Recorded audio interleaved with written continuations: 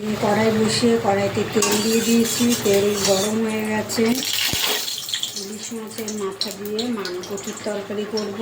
দিয়ে দেবো ইলিশ মাছের মাথা ভেজে নেবো।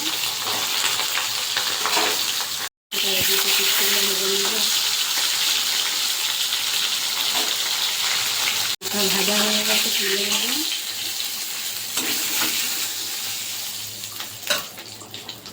জিরে ফোড়ন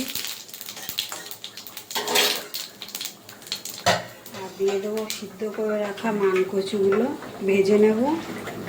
সঙ্গে দুটো তিনটে বাটি কচু ছিল, আমি দিয়ে দিয়েছি।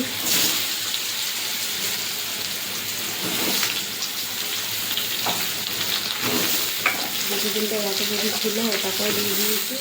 ওইটা বাটি কচু কী করবো, একটু সঙ্গে দিয়ে দিয়েছি। দিয়ে দেবো নুন, একটু ভালোভাবে ভেজে নেবো।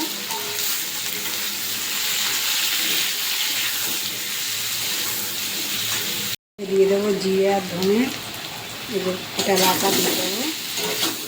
শিলনোড়ায় বেটে নিয়েছি। দিয়ে দেবো অল্প করে একটু জল।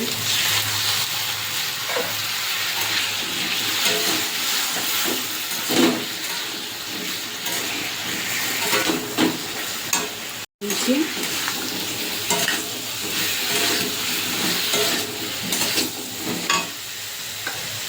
ভেজে রাখা মাথা দিয়ে দেবো।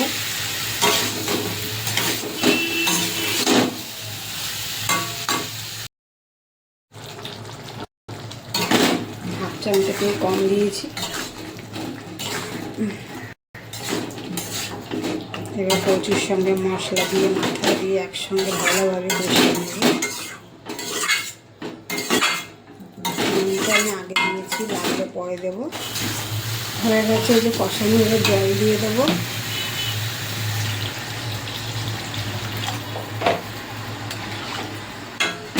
তেল আমি এটাতেও তেল কম দিয়েছি, খুব একটা তেল দিইনি। মাছের মাথাগুলো একটু ভেঙে ভেঙে দেবো।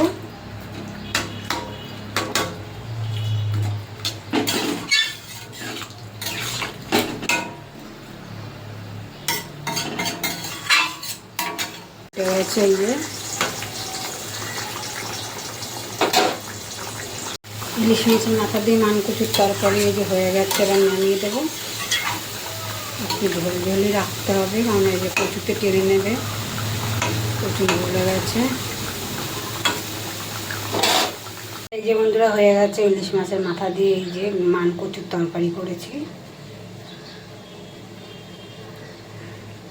একটু আমি হালকা পাতলা করে নামিয়েছি, ঝোলটা বসে যাবে। তেল মশলা সবই কম দিয়েছি।